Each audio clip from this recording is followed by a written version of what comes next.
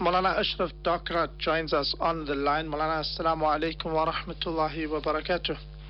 Wa alaikum assalam wa rahmatullahi wa barakatuh. Jazakumullahu khairan, Maulana, for joining us on the program this week.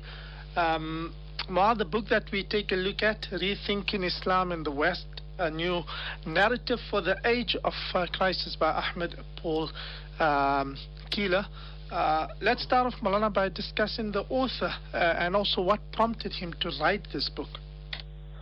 Well, Maulana, Ahmed Keeler was born in 1942 as Paul Godfrey, and he was brought up during the 1940s and 1950s in a conservative upper middle class Anglo-Catholic family. And he says that he belonged to the last generation that was educated to serve an empire which was in its final stage of dissolution at the time. On leaving school, he became deeply involved in the cultural movements of the 1960s that were in open revolt at that time against the society that had nurtured them. Then, by chance, he met a master musician from India who introduced him to a wonderful new cultural realm. And in response, he formulated and organized the very famous event that took place, the World of Islam Festival. And this World of Islam Festival took place in London in 1976, and it was opened by the Queen at the time. And this was the most comprehensive exposition of Islamic culture ever to have taken place in the West, this 1976 World of Islam Festival. But 6 months, while he was working on the World of Islam Festival, 6 months before the festival opened, he embraced Islam. And since then, after this, he has devoted his life to engaging with projects that explore and present Islamic culture as a holistic environmental manifestation. He's been living in Cambridge for the last 22 years, and he's had a profound impact on a number of students that passed through the Center for Islamic Studies there at the University of Cambridge, where he is based at. He was also a distinguished fellow at the Faculty of Leadership and Management at the University Sains Islam in Malaysia. He also received a doctorate from the University of Bolton. He has written this book and also two other books. The one is Reflections of an English Muslim, and another book, A Life's Journey, the story behind the book. So what brought him to writing this book is that he, in his lectures at the Cambridge Islamic Center at the University of Cambridge, he introduced an idea and a concept called the Mizan thesis. And this was well received, and when he spoke about it the first time in 2014, and he was invited to then develop his thesis further as a visiting fellow at the Center for Islamic Studies. And his work then culminated in two publications, this one that we're discussing today, Rethinking Islam in the West, a narrative for the age of crisis, and another book, A Life's Journey, the story behind the book. So this idea of Mizan, which is a quite a rich term, which can be translated perhaps as balance, scale, measure, justice, harmony. Through this idea, Keeler proposes that in order to understand the multiple crises that we are facing and the tensions that exist between the West and Islam, it is necessary for us to change our perspective from one based on the principle of progress to one informed by the criteria of Mizan. And when the world is viewed through this lens, a completely different picture of Islam and the West emerges, according to him. Ma, what is the main argument and message of the book? So, Maulana, what he says is that for the last 200 years, the Islamic world has been trying to understand what went wrong. Have madrasas become outdated? Did the rulers wallow in luxury and debauchery and bribery and corruption? Or has is the main problem the fact that there's a false understanding of religion, or is it religion itself? Some argue that religion occupies Muslims with dogma and promises of an afterlife that doesn't exist, and this inhibits them from scientific and technological advancements. For others, the main problem has been the departure from religion. In other words, Muslims have corrupted or abandoned the true divine religion, teachings of their religion. So the question is always, why did Islam fall behind the West? And this question casts a shadow on almost any discussion about Muslims and Muslims in the world today. The question, one of the ways in which the question can be tackled is that economic historians try to find an answer with regards to the questions of enrichment and impoverishment of countries, and they proffer several theories. One of them is the ignorance hypothesis, the other the culture hypothesis, the other the geography hypothesis, and among these theories is the culture hypothesis. That argues that the factor behind the backwardness of people living in regions where Muslims are concentrated, especially in the Middle East, is Islam itself. Unfortunately, this view has been adopted by some circles living in this region, claiming that Islamic law, Islamic Sharia, plays a major role in the economic underdevelopment of the Middle East. And the studies on the field of Islamic economics therefore have been viewed negatively. On the other hand, the rich, or more precisely the Western states, are used as a benchmark in studies on wealth and the origins of wealth. This contrast can be readily seen in the titles of some of the works in literature. For example, the idea of the West and the rest is frequently used in literature. So in these comparisons made between the West and the rest, the development of a society can be seen to have been measured by the GDP of that society. Moreover, from the Industrial Revolution to the present day, the emphasis has been more on economic growth without considering the morality of the source of the wealth. So the idea of progress as a result of economic growth is widely found in the literature. In this sense, the arguments against economic growth and the notion of progress, which is the key outcome of growth, are subject to great criticism. To put it differently, economic growth is such a taboo subject that many researchers are hesitant to be critical about it. So the question that Ahmed Kila asks here is that how humane is this economic growth perspective? In this book, Rethinking Islam in the West, the new narrative for the age of crisis, he wants to ask this question and discusses the problematic aspects of this dichotomous perspective. He shows that all crises we experience today are the basic results of this so-called economic growth and this progressive view.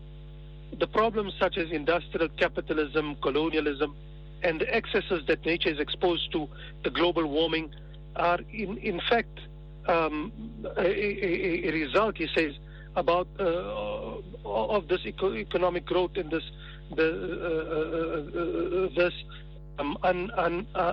unlimited and unfettered economic growth.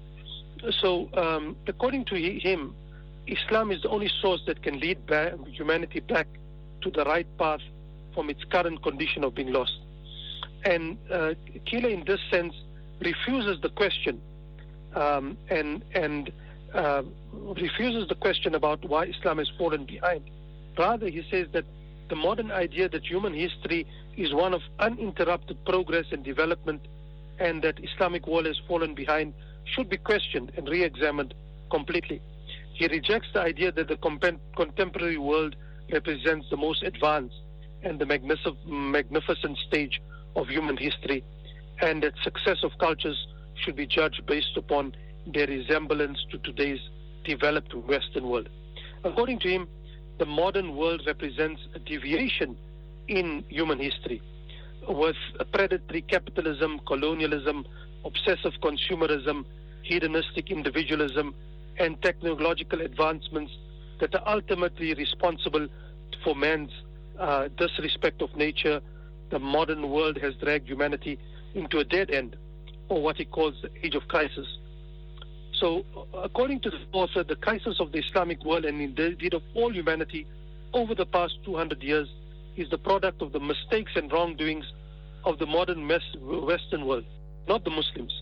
It is a result of this unlimited expansion of modern culture, and the result of this is that traditional worlds, from China to India to even Christian Europe and indigenous America, have been shattered.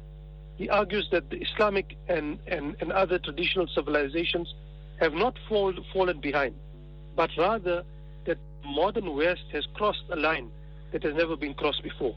It has broken this balance that was existing in traditional cultures that holds the secret of natural stability and social harmony, and it has replaced it with this idea of unlimited so-called progress. The progress of the modern world has come at the expense of immense human suffering, the constant threat of social and natural calamities, and it has in fact opened a Pandora's box out of which has emerged, we know, weapons of mass destruction, pollution, deforestation, increasing intensity of natural disasters, global warming, the collapse of the family, the disappearance of childhood, all sorts of problems, loneliness, mental illnesses, financial crisis, etc. And the feeling that this path is taken us to a disaster grows every day. So this book, I think, decisively and sincerely rejects the dominant orthodox view of growth and progress and what constitutes progress. And it adopts the perception that humanity needs not necessarily economic growth, but needs more than anything a concept of balance, what in Islam is called the mizan, which is one of the fundamental aspects of our deen. And this state of balance is a situation that should be followed in all channels, whether it be economy or other aspects of life. And this balance should be observed not only in growth and economy, but also in our social life, in our administrative system, etc. Otherwise, he says, it is impossible for humanity to get back onto the right track. Ma, how is the book arranged? So, Maulana, there are 7 main chapters. There's an introduction. There's a section called sovereignty. There's one titled Civilization, another titled Knowledge, a 5th titled Commerce, a 6th one, Art and the Environment, and another one, Conquest and Expansion, and then there's a final section called The Age of Crisis. And what he does in each of these chapters is that these subjects are first evaluated from the perspective of Islam, and then from the perspective of the West. And this order is systematically followed throughout the book. The 7th chapter of this study is particularly important because the issues that threaten humanity are described, and they are called the Age of Crisis, and they are approached from a historical perspective. And here he puts a remarkable emphasis on the difference of the mindset between Islam and the West, particularly in this section, and he introduces this important concept of mizan, to which Islam attaches great importance, and this is a theme that runs throughout the book. He shows that the solution to problems lies in going back to this balance, this idea of mizan, which is an idea that I think people should be considering and look at very carefully. And he shows that the current world is in fact the product of the Reformation, the Renaissance, and the Industrial Revolution. And what we have in the world is shaped around the desires of the Western world. So the extremism of the West should also be examined as a concept. Not only people caricatures Islamic extremism. He says that we need to look at where this extremism of the West has taken us today. And I think this book provides as far as that is concerned. And then, what are the main strengths of the book? So I think that, look, the book doesn't offer any major practical solutions to contemporary Muslim society, which we know live under the dominance of the Western world. But one of the important things about the book is that it shows us that Muslims should not feel any way that their own civilization is backward or their own civilization is incompetent. And I think that in itself is the first step towards developing a proper understanding of a future for Muslims.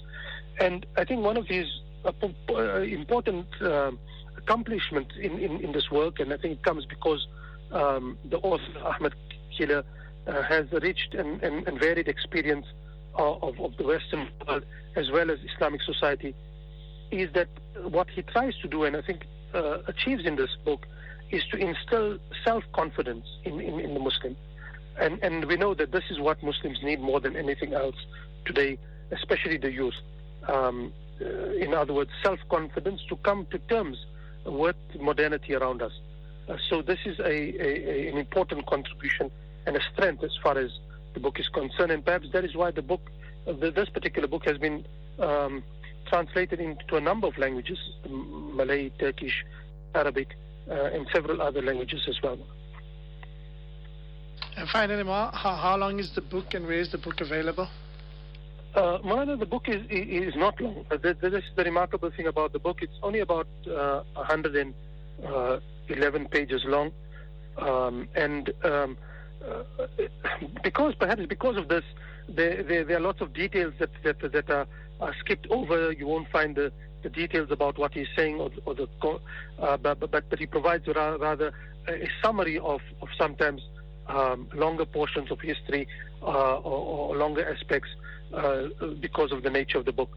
But in any case, I think in those 111 pages, he provides us with a good analysis, in all the sections that he deals with, whether it is about the power, knowledge, trade, art, environment, conquest, etc. He covers the book sufficiently and the ideas sufficiently well in those 111 pages. So it's 111 pages long. Maulana, the book is available as an e-book. So if anyone just has to search for the book, the title for the book, it comes up almost immediately as an e-book. So it's quite easily available as an e-book, and I also have the book as an e-book only. I don't have the hard copy of the book, but the book is freely available now on the internet. Jazakumullah khairan, Ma, for joining us on the program this week, and it's been lovely speaking to Maulana. Jazakallah. The title again, Rethinking Islam in the West, a New Narrative for the Age of Crisis, by Ahmed Paul Kila. Jazakumullah khairan. Assalamu alaikum wa rahmatullahi wa barakatuh. Wa alaikum assalam wa rahmatullahi wa barakatuh.